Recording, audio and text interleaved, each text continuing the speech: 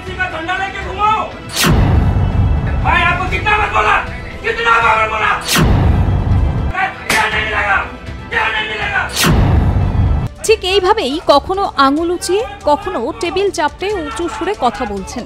এই ভিডিওই ঘোরাফেরা করছে সমাজ মাধ্যমে। সাংসদের এই হম্বিতম্বি দেখে হতবাক নেট দুনিয়া। भाई आपको कितना बार बोला, कितना बार बोला, हमको त्रिपाल तैयार किया, नहीं है बोलता है, और यहाँ से ठीक ठाक क्या बढ़ता है, क्या नहीं मिलेगा, क्या नहीं मिलेगा। 18 लाख आदमी आपको वोट दिया है। ত্রাণ বিতরণ ঘিরে আলিপুরদুয়ারের প্রশাসনিক অফিসেই উত্তেজনা ছড়ায়।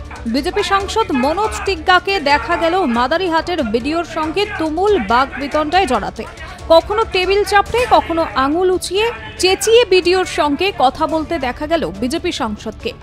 भाई आपको कितना बार बोला, कितना बार बोला, हमको त्रिपाल तैयार किया, नहीं है बोलता है, और यहाँ से ठीक ठाक क्या बढ़ता है, क्या नहीं मिलेगा, क्या नहीं मिलेगा।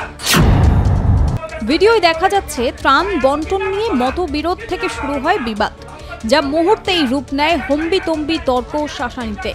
সাংসদের এই দাদাগিরি ঘিরে নানা মহলে সমালোচনার ঝড় উঠছে। প্রশাসনিক দফতরের মধ্যেই সাংসদের এমন আচরণে ক্ষোভ প্রকাশ করেছেন অনেকেই। স্থানীয় প্রশাসনের তরফে এখনো কোনো সরকারি প্রতিক্রিয়া মেলেনি, তবে রাজনৈতিক মহলে শুরু হয়েছে আলোচনা। উত্তরবঙ্গে হরপাবানে হাজারো পরিবার জলবন্দী, চা বাগানের শ্রমিকদের বাড়িঘর ভেসে গিয়েছে। ত্রাণের আশায় দিন গুনছেন তারা। অভিযোগ, এতদিনেও সরকারি সাহায্য পৌঁছয়নি দুর্গত এলাকায়। এমন পরিস্থিতিতেই মঙ্গলবার মাদারিহাটে বিডিও অফিসে হাজির হন বিজেপি সাংসদ মনোজ টিগ্গা। ত্রাণ না পাওয়ার অভিযোগ নিয়েই গিয়েছিলেন তিনি, কিন্তু সেখানে গিয়ে যে ঘটনা ঘটে তাতে রাজনৈতিক মহলে তৈরি হয়েছে প্রবল বিতর্ক। সোশ্যাল মিডিয়ায় ভাইরাল এক ভিডিওতে দেখা যাচ্ছে অফিসে ঢুকেই বিডিও অমিত চৌরাশিয়ার সঙ্গে তর্কে জড়ান সাংসদ। মুহূর্তেই চলে যায় সুর। টেবিল চাপড়ে আঙুল উঁচিয়ে অপমানজনক কথা বলতে শোনা যায় তাকে। এমনকি বিডিওকে তৃণমূলের পতাকাবাহী অফিসার বলেও কটাক্ষ করেন মনোজ। তবুও মেজাজ হারাননি আধিকারিক।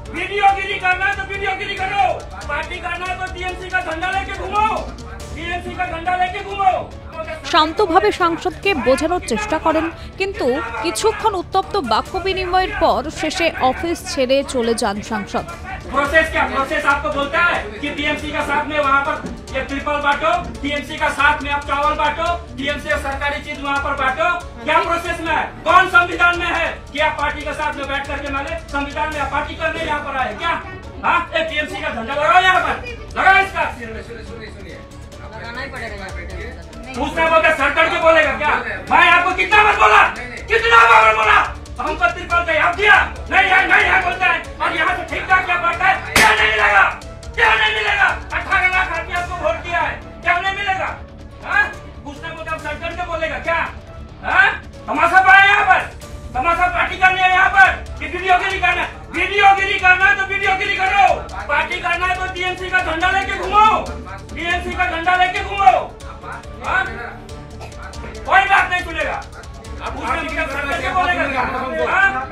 कितना बार बोला आपको प्लास्टिक का दिया? भाई एक एमपी हो, क्या सम्मान दिया आप? भाई कितना बार बोला? भाई कितना बार बोला आपको? कितना बार बोला आपको? বিজেপি সাংসদের এই আচরণ ঘিরে তোলপাড় রাজনৈতিক মহলে। শাসক দলের কটাক্ষের মুখে বিজেপি সাংসদ মনোজ টিগ্গা।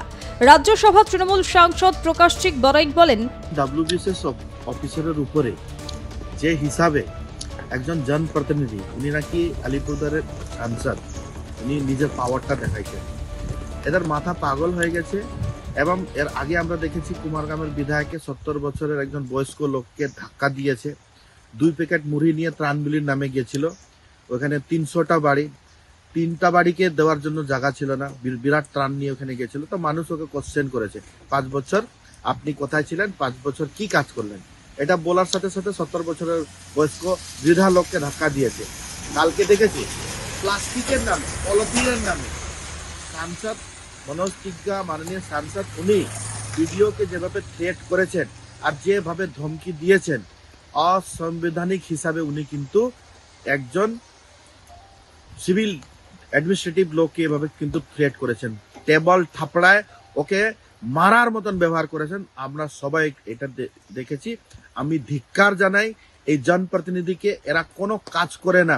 পাল্টা রাজ্যসভা তৃণমূল সাংসদ প্রকাশচিক বড়াইককে কটাক্ষ করেন বিজেপি সাংসদ মনোজ টিগ্গা। দুঃখ প্রকাশ তো দূরস্থ, উল্টে উত্তরবঙ্গের দুস্থ মানুষ ত্রাণ পাচ্ছেন না বলে অভিযোগ করেন তিনি।